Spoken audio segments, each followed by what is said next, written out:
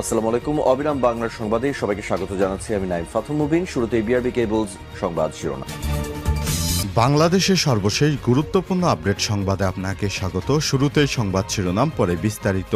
শুরুতেই জানিয়ে দিব, ফোনে আপা আপা বলা আওয়ামী লীগ কর্মী তানভীর বহিষ্কার।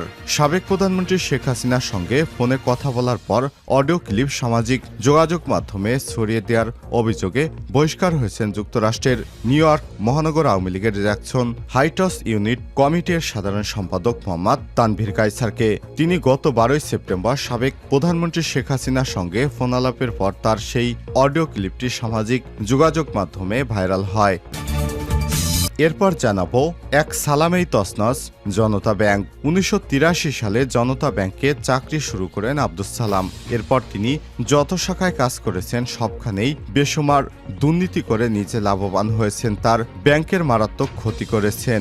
নিজের অপকর্ম ঢাকতে অধীন কর্মকর্তাদের ছোট বড় শাস্তির মুখে ফেলেছেন তিনি। জেলও খাটিয়েছেন অনেককে। তাদের মধ্যে ডিএমডি, ডিজিএম, এজিএম এবং এসপিও পদমর্যাদার কর্মকর্তারাও রয়েছেন। নিরাপদে থেকে বিভিন্ন গ্রাহকের কাছ থেকেও কোটি কোটি টাকা হাতিয়ে নিয়েছেন। এ বিষয়ে গুরুত্বপূর্ণ সংবাদ জানাবো বন্ধুরা। সম্পূর্ণ সংবাদটি জানতে ভিডিওটি না টেনে দেখতে থাকুন। এদিকে নিউ ইয়র্কে ডক্টর ইউনূসের নাগরিক সংবর্ধনা বাতিল। যুক্তরাষ্ট্রের নিউ ইয়র্কে অন্তর্বর্তীকালীন সরকারের প্রধান উপদেষ্টা প্রফেসর ডক্টর মোহাম্মদ ইউনূসের নাগরিক সংবর্ধনা বাতিল করা হয়েছে। আগামী 26 সেপ্টেম্বর বৃহস্পতিবার সন্ধ্যায় যুক্তরাষ্ট্রের ম্যানহাটনে টাইমস স্কয়ারে সংলগ্ন ম্যারিয়ট মার্কুইস হোটেলে বলরুমে সরকারিভাবে তাকে নাগরিক সংবর্ধনা দেওয়ার কথা ছিল। তবে কী কারণে এটি বাতিল হলো এ বিষয়ে এখনও কিছু তারা জানায়নি। জানিয়ে দিব, দলীয় নেতাদের সেনাবাহিনীর কাছে অভিযোগ দেওয়ার পরামর্শ দিল আওয়ামী লীগ। সেনাবাহিনী নেতাকর্মীদের উপর হামলাকারী সব অপরাধী লুটেরা সন্ত্রাসীদের আইনের আওতায় আনবে বলে প্রত্যাশা করছে ক্ষমতাচ্যুত আওয়ামী লীগ। সন্ত্রাসীদের নাম উল্লেখ করে ক্ষতিগ্রস্ত সবাইকে তাদের পরিবারের সদস্যদের মাধ্যমে নিকটস্থ সেনা ক্যাম্পে লিখিত অভিযোগ জমা দেওয়ার নির্দেশ দিয়েছে আওয়ামী লীগ।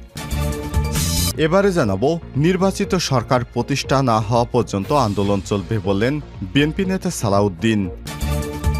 এবং সর্বশেষ জানিয়ে দিব, জম্মু কাশ্মীরে বিধানসভা নির্বাচনের প্রথম দফার ভোট শুরু। এক দশক পর ভারত শাসিত জম্মু কাশ্মীরে বুধবার 18 সেপ্টেম্বর সকালে বিধানসভার ভোট গ্রহণ শুরু হলো। প্রথম দফায় 24 আসনে ভোট গ্রহণ শুরু হয়েছে। নির্বাচনের মূল প্রতিযোগিতায় পিডিপি, তবে ন্যাশনাল কনফারেন্সের সঙ্গে জোট বেঁধে শক্ত অবস্থানে রয়েছে কংগ্রেসও। দুর্বল রাজনৈতিক ভিত্তি নিয়ে মর্যাদার লড়াই রয়েছে বিজেপি। 2014 সালের পর আবারও বিধানসভা নির্বাচনে ভোটাধিকার প্রয়োগ করছে জম্মু কাশ্মীরের বাসিন্দারা।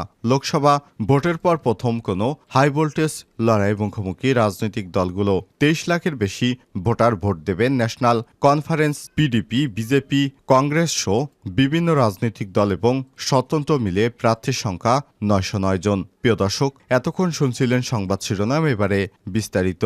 তবে তার আগে বন্ধুরা, অনুরোধ থাকবে এই সংবাদটিতে একটি লাইক দিন। এই চ্যানেলে আপনি নতুন হয়ে থাকলে আমাদের সংবাদটি দেখতে দেখতে চ্যানেলটি সাবস্ক্রাইব করে রাখুন। কমেন্ট করে আপনার মূল্যবান মতামত জানিয়ে দিন বন্ধুরা, আপনি বিশ্বের কোন দেশ থেকে বা বাংলাদেশের কোন স্থান থেকে আমাদের সংবাদটি দেখছেন এবং শুনছেন। এবারে বিস্তারিত।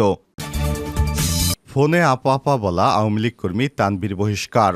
সাবেক প্রধানমন্ত্রী শেখ হাসিনার সঙ্গে ফোনে কথা বলার পর অডিও ক্লিপ সামাজিক যোগাযোগ মাধ্যমে ছড়িয়ে দেওয়ার অভিযোগে বহিষ্কার করা হয়েছে যুক্তরাষ্ট্রের নিউ ইয়র্ক মহানগর আওয়ামী লীগের জ্যাকসন ম্যানহাটন ইউনিট কমিটির সাধারণ সম্পাদক মোহাম্মদ তানভীর কায়সারকে। তিনি 12 সেপ্টেম্বর সাবেক প্রধানমন্ত্রী শেখ হাসিনার সঙ্গে ফোন আলাপের পর তার সেই অডিও ক্লিপটি সামাজিক যোগাযোগ মাধ্যমে ছড়িয়ে দেন। নিউ ইয়র্ক মহানগর আওয়ামী লীগের সভাপতি রফিকুল রহমান মঙ্গলবার 17 সেপ্টেম্বর একটি লিখিত আদেশে মোহাম্মদ তানভীর কায়সারকে বহিষ্কার বিষয়টি উল্লেখ করেছেন।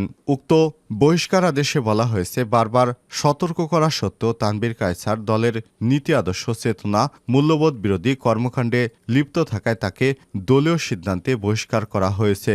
রফিকুর রহমান জানান, গত 12 সেপ্টেম্বর সাবেক প্রধানমন্ত্রী শেখ হাসিনার সঙ্গে ফোন আলাপের পর তানভীর কায়সার ওই অডিও ক্লিপটি সামাজিক যোগাযোগ মাধ্যমে ছড়িয়ে দিয়ে দলের সভাপতি প্রধানমন্ত্রী শেখ হাসিনা সম্ভাবনাকে হেয় করেছেন। একজন দলীয় কর্মী হয়ে এরূপ অপরাধমূলক কর্মকাণ্ডে জড়িত থাকার অভিযোগে দলের কোনো স্থানে তার জায়গা নেই। তাই গত সোমবার ১৬ সেপ্টেম্বর নিউ ইয়র্ক মহানগর আওয়ামী লীগের নেতাকর্মীদের সিদ্ধান্তে তাকে বহিষ্কার করা হয়েছে। এদিকে এই ঘটনার পর থেকে তানভীরের ফেসবুক অ্যাকাউন্ট প্রোফাইল বন্ধ রয়েছে। ফোন আলাপে তিনি যুক্তরাষ্ট্রে আওয়ামী লীগের বেশ কয়েকজন নেতার নাম উল্লেখ করেছেন। তিনি বলেছেন ওই নেতাদের সাথে তিনি আন্দোলন করবেন, কিন্তু তিনি নিজেই বাংলাদেশ আওয়ামী লীগের হাতে নির্যাতিত দাবি করে যুক্তরাষ্ট্রে রাজনৈতিক আশ্রয় নিয়েছেন বলে জানা গেছে। এক সালামেই তছনছ জনতা ব্যাংক। ১৯৮৩ সালে জনতা ব্যাংকে চাকরি শুরু করেন আব্দুস সালাম আজাদ। এরপর তিনি যত শাখায় কাজ করেছেন সবখানেই বেসুমার দুর্নীতি করে নিজেকে লাভবান করেছেন এবং ব্যাংকের মারাত্মক ক্ষতি সাধন করেছেন। নিজের অপকর্ম ঢাকতে তার অধীনের কর্মকর্তাদের ছোট বড় শাস্তির মুখে ফেলেছেন। জেলও খাটিয়েছেন অনেককে। তাদের মধ্যে ডিএমডি, ডিজিএম এবং এজিএম, এসপিও পদমর্যাদার কর্মকর্তারা রয়েছেন বলে জানা গেছে।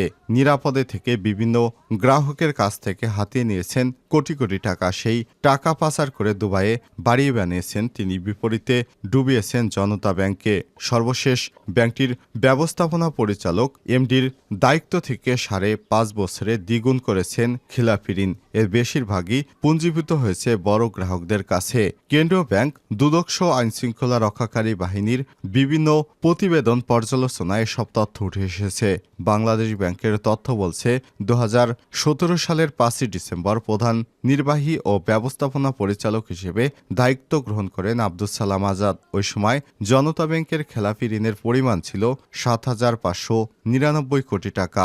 এমডি হিসেবে দায়িত্ব শেষ করেন ২০২৩ সালের এপ্রিলে। ওই সময় ব্যাংকটির খেলাপি ঋণের পরিমাণ দাঁড়ায় ১৪,৮৮৭ কোটি টাকা। আর বর্তমানে ব্যাংকটির খেলাপি ঋণ দাঁড়িয়েছে ৪৮,০০০ কোটি টাকা।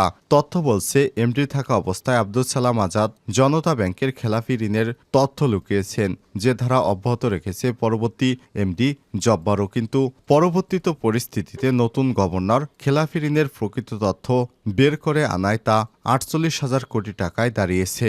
জানা গেছে৭ আজাদ এমডির দায়িত্ব নেওয়ার সময় ব্যাংকটির শীর্ষ গ্রাহক ছিল ১১টি প্রতিষ্ঠান। এসব প্রতিষ্ঠানের কাছে মোট ঋণের পরিমাণ ছিল ১৩,৪৭৮ কোটি। কিন্তু তিনি দায়িত্ব ছেড়ে দেওয়ার সময় এই গ্রাহকের সংখ্যা দাঁড়িয়েছে ২৩-এ। আর এদের মধ্যে সম্মিলিত ঋণের পরিমাণ দাঁড়িয়েছে ৫৯,৫৮৪ কোটি টাকা। এছাড়াও জনতা ব্যাংক থেকে বিতর্কিত ব্যবসায়ী এবং সাবেক প্রধানমন্ত্রীর উপদেষ্টা সালমান এফ রহমানকে বিশেষ বিবেচনায় ২৩,০০০ কোটি টাকার ঋণ দিয়েছিলেন এই আব্দুস সালাম আজাদ। এমনকি বাংলাদেশ ব্যাংকের ২০২২ সালের এক প্রতিবেদনে জনতা ব্যাংক থেকে এস আলম গ্রুপের চেয়ারম্যান মোহাম্মদ সাইফুল আলম এবং তার পরিবারের ৪ সদস্যের এক্সিম ব্যাংকের চেয়ারম্যানের নজরুল ইসলাম মজুমদার এবং তার স্ত্রী এর নামেও রয়েছে কোটি কোটি টাকার ঋণ। এসব টাকা তারা বিদেশে পাচার করেছে বলে বিভিন্ন সূত্র থেকে জানা গেছে।